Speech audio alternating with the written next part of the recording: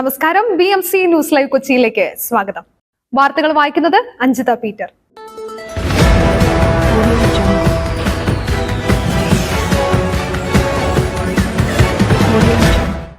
ഈ വാർത്തകൾ നിങ്ങൾക്കായി അവതരിപ്പിക്കുന്നത് Cochin Kalabhavan Angamaly franchise, powered by He Life Thottakattukara, Joshmall Mookkannoor, cleanser, BMC film production and Nazrath Vilas.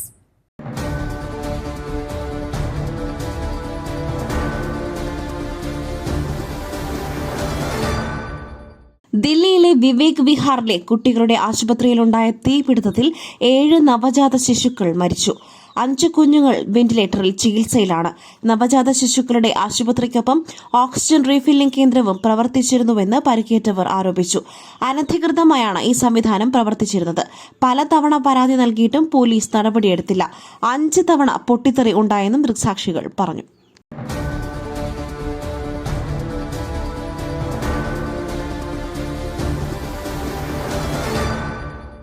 Delhi Vivek Vihar ആശുപത്രിയിലുണ്ടായ അത്യാഹിതം ഹൃദയഭേദകമെന്ന് പ്രധാനമന്ത്രി നരേന്ദ്രമോദി.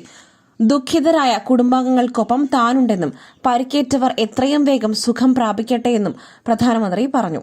ദുരന്തത്തിൽ മരിച്ചവരുടെ കുടുംബങ്ങൾക്ക് പ്രധാനമന്ത്രിയുടെ ദുരിതാശ്വാസ നിധിയിൽ നിന്നും 2 ലക്ഷം രൂപ വീതവും പരിക്കേറ്റവർക്ക് 50,000 രൂപ വീതവും അടിയന്തര ധനസഹായവും പ്രഖ്യാപിച്ചു.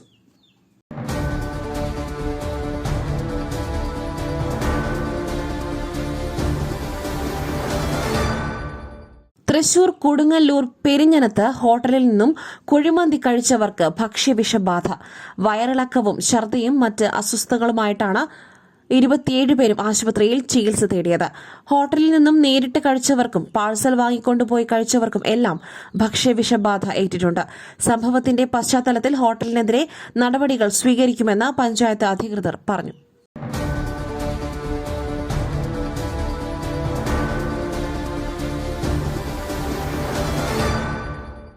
മദ്യനയത്തിൽ പ്രതിപക്ഷം തണുത്തുറഞ്ഞിരിക്കുകയാണെന്ന് KCBC മദ്യവിരുദ്ധ സമിതി വിമർശിച്ചു. 800 ബാറുകൾ അനുവദിച്ചപ്പോൾ അവരെവിടെയായിരുന്നുവെന്ന് VD സതീശൻ പറഞ്ഞു.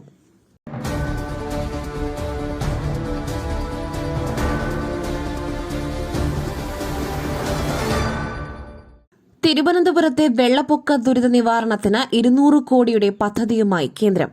2024 ഡിസംബറിന് മുൻപ് 21,253 കോടി രൂപ വരെ കടമെടുക്കുന്നതിന് സംസ്ഥാന സർക്കാരിന് കേന്ദ്രം അനുമതി നൽകിയതിന് പിന്നാലെ തലസ്ഥാന ജില്ലയിൽ മഴക്കെടുതികൾ മൂലം തുടർച്ചയായി സംഭവിക്കുന്ന ദുരിതങ്ങൾക്ക് സ്ഥായിയായ പരിഹാരം യാഥാർത്ഥ്യമാക്കുന്നതിന് പര്യാപ്തമായ പദ്ധതിക്ക് 200 കോടി രൂപ അനുവദിച്ച് കേന്ദ്ര സർക്കാർ.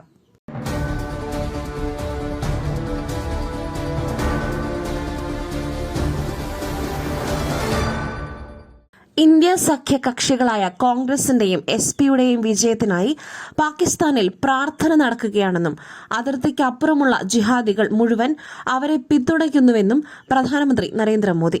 വോട്ട് ജിഹാദിനായി കോൺഗ്രസും SPയും ആഹ്വാനം ചെയ്യുന്നുവെന്ന് പറഞ്ഞ മോദി ബ്രഹ്മോസ് മിസൈൽ വാങ്ങുവാൻ തയ്യാറായ രാജ്യങ്ങളെ കോൺഗ്രസ് തടസ്സപ്പെടുത്തിയെന്നും കുറ്റപ്പെടുത്തി.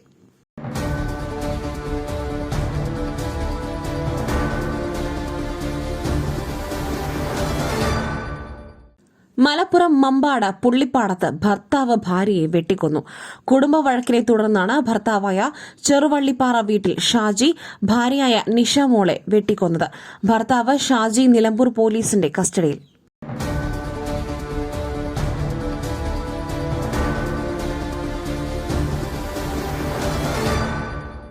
ആലുവയിൽ നിന്നും കാണാതായ 12 വയസ്സുകാരിയെ കണ്ടെത്തി. അങ്കമാലിയിൽ ഇതര സംസ്ഥാന തൊഴിലാളികൾ താമസിക്കുന്ന സ്ഥലത്തു നിന്നാണ് കുട്ടിയെ കണ്ടെത്തിയത്. കുട്ടിക്കൊപ്പം ഉണ്ടായിരുന്ന യുവാവിനെ പോലീസ് കസ്റ്റഡിയിലെടുത്തു. പെൺകുട്ടിയെ വൈദ്യപരിശോധനയ്ക്ക് വിധേയമാക്കും. കുട്ടിയെ കണ്ടെത്താനുള്ള അന്വേഷണത്തിനിടെ റെയിൽവേ സ്റ്റേഷൻ കേന്ദ്രീകരിച്ചായിരുന്നു അന്വേഷണം. ഇതാണ് അങ്കമാലിയിലെത്തിച്ചത്. ഇന്നലെ വൈകുന്നേരം 5 മണിയോടെയാണ് ആലുവ എടയപ്പുറത്ത് വാടകയ്ക്ക് താമസിക്കുന്ന ഇതര സംസ്ഥാന തൊഴിലാളിയുടെ കുട്ടിയെ കാണാതാകുന്നത്.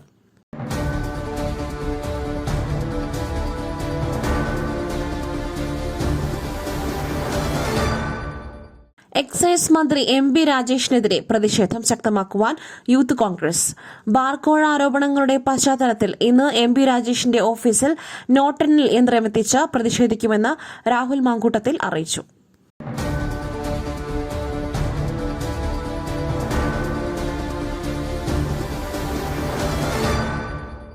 ഉത്തർപ്രദേശിൽ പീഡനത്തിനിരയാക്കിയ 50-കാരനെ കഴുത്തറുത്ത് കൊന്ന കൌമാരക്കാരൻ അറസ്റ്റിൽ. 15 വയസ്സുള്ള കുട്ടിയാണ് അറസ്റ്റിലായത്. മെയ് 20-ന് വീട്ടിനുള്ളിലാണ് 50-കാരനെ കഴുത്തറുത്ത നിലയിൽ കണ്ടെത്തിയത്. പോലീസ് നടത്തിയ അന്വേഷണത്തിനൊടുവിൽ ശനിയാഴ്ചയാണ് 15-കാരനെ അറസ്റ്റ് ചെയ്തത്.